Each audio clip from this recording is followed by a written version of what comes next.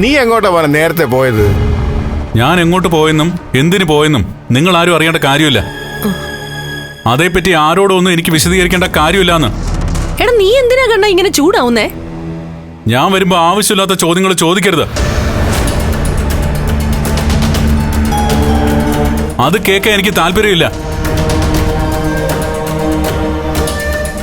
അങ്ങനെ ചോദ്യങ്ങൾ ചോദിച്ചാ ഇങ്ങനെയുള്ള ഉത്തരങ്ങൾ പ്രതീക്ഷിച്ചാ മതി. മോളുടെ അച്ഛൻ സമനില തെറ്റി വന്നതിന് ശേഷമാണല്ലോ നിനക്ക് ഈ കുഴപ്പങ്ങളൊക്കെ ഉണ്ടായത്. എടാ അങ്ങേർക്ക് എന്താ നിന്നോട് പറയാനുള്ളതെന്ന് ഇപ്പോഴും മനസ്സിലാവുന്നില്ല. തലയ്ക്ക് വെളിവില്ലാത്തവന് പലതും പലരോടും പറയാനുണ്ടാവും. അതിന്റെ പിന്നാലെ നമ്മൾ എന്തിനാ നടക്കുന്നേ? ഇപ്പൊ അച്ഛൻ പരസ്പര വിരുദ്ധമായിട്ടാ സംസാരിക്കുന്നത്. അച്ഛൻ ഇപ്പൊ സ്നേഹിക്കുന്നവരെ എല്ലാം വെറുക്കുക, എന്നെ പോലും.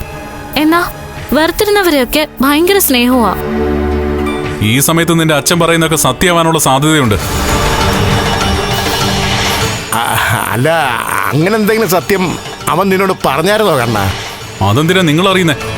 അല്ല, നീ നേരത്തെ സംസാരിച്ചപ്പോ നന്ദികേടിന്റെ കാര്യമൊക്കെ പറഞ്ഞായിരുന്നു.